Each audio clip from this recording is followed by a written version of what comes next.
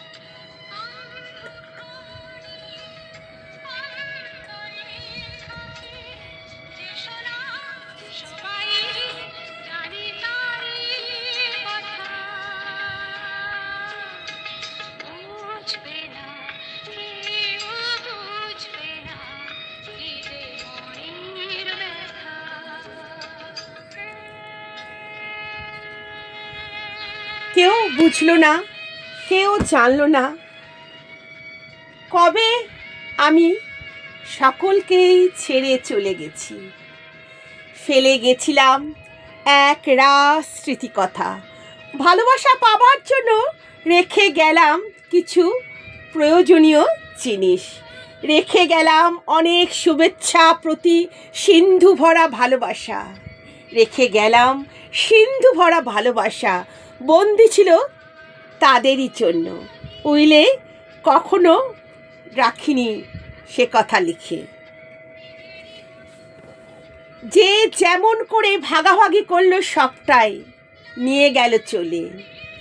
অনেক পুরনো ব্যথা এই মনে জমা আছে, ফিরে আঘাত দিইনি কাউকেও।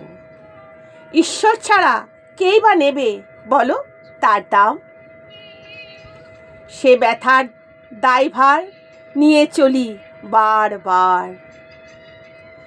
এখন থাকার মধ্যে একখানা ভাঙাচোরা আমার এই ফাটা মন আছে, থাকার মধ্যে এক ভাঙাচোরা ফাটা মন। এই উইলে সেটা কখনোই আমি উল্লেখ করিনি। ওটা থাক গোপনে আমার মনের এক কোণে। সব শেষে শুধু বাকি পড়ে আছে কি জানো? এই আমার টোল পড়া হাসিটুকু। সব শেষে বাকি পড়ে আছে এই আমার টোল পড়া হাসিটুকু।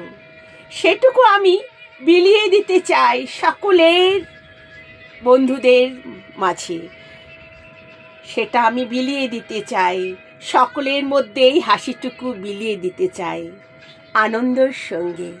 উইলে কিন্তু আমি সেটা লিখে রাখিনি। আমার উইলে শুধু ভালোবাসার এই হাসিটুকু বিলিয়ে দিতে চাই।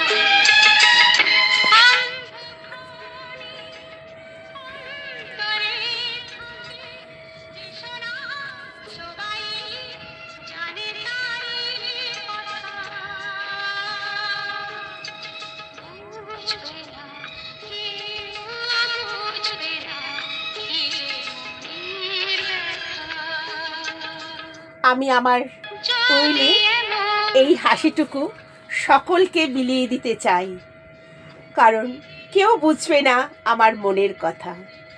আমি এই হাসিটুকু সকলকে বিলিয়ে দিলাম এক রাশ ভালোবাসার সহিত। আমি চন্দনা। নমস্কার বন্ধু, সকলে খুব ভালো থেকো।